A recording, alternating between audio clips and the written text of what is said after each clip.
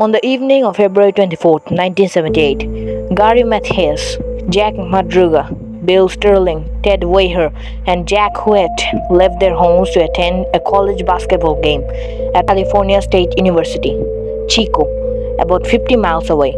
At 8 p.m., the game at CSU's Chico ended. The five men briefly stayed in the area, shopping at Bear's Market, a local convenience store.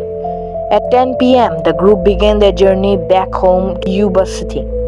However, instead of taking the direct route, the group somehow ended up in a desolate mountain road in Plumas National Forest, about 70 miles away from Chico and significantly off their intended route. In February 28, 1978, 4 days after the men disappeared, a forest ranger discovered Jack Madruga's car abandoned on a gravel road near the snow line of Plumas National Forest at an elevation of about 4,500 feet. The car was unlocked, with one window partially rolled down.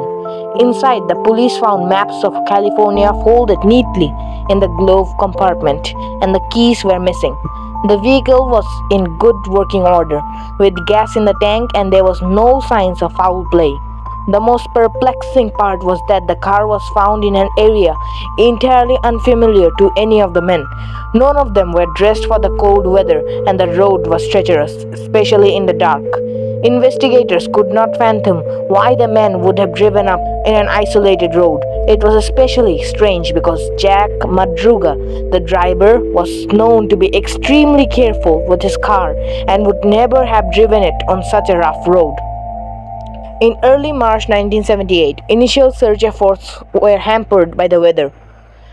Heavy snowfalls in the mountains made it nearly impossible for search teams to navigate in the rugged terrain. Despite these challenges, search parties, including volunteers, law enforcement, and even the National Guard, combed the area extensively. However, days turned into weeks without any sign of the missing men. On June 4, 1978, after the snow melted, a group of motorcyclists stumbled upon a deserted Forest Service trailer at a remote camp, approximately 20 miles from where the car had been found. Inside, they found the body of Ted Weher. He was lying on a bed, wrapped in 8 sheets, and had starved to death. The scene was grim and confusing. Despite the trailer being stocked with enough food and heat sources to last for months, Ted's body was emaciated, indicating he had not eaten for several weeks. Further investigations revealed Ted had lost nearly half of his body weight.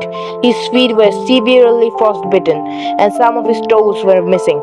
Strangely, although there was a propane tank outside that could have provided heat, it remained unused. The other men were not immediately found, raising more questions than answers. June 5th to June 8, 1978. The search around the trailer led to more heartbreaking discoveries. The remains of Jack Madruga and Bill Sterling were found about 11 miles from the car. Their bodies were partially consumed by the animals, making it difficult to determine the cause of the death. They were found on the opposite sides of the road to the trailer, suggesting they may have succumbed to hypothermia while trying to reach help.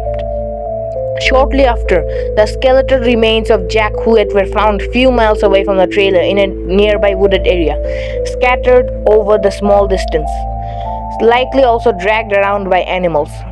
However, the Gary Mathias body had never found. Some of his belongings, including his tennis shoes, were located inside the trailer, suggesting he may have ventured out at some point. His fate remains unknown, leaving open possibility that might have perished somewhere in the wilderness, but found a way out but not chose to return. The case of the Yuba County Five remains one of the most perplexing and haunting mysteries in American history. The series of events that unfolded in the cold February night in 1978 defies simple explanation. Despite extensive investigations, the disappearance and deaths of these 5 men remain unsolved. The only certainty is something led them far from the planned path, deep into the snowy mountains where tragedy awaited.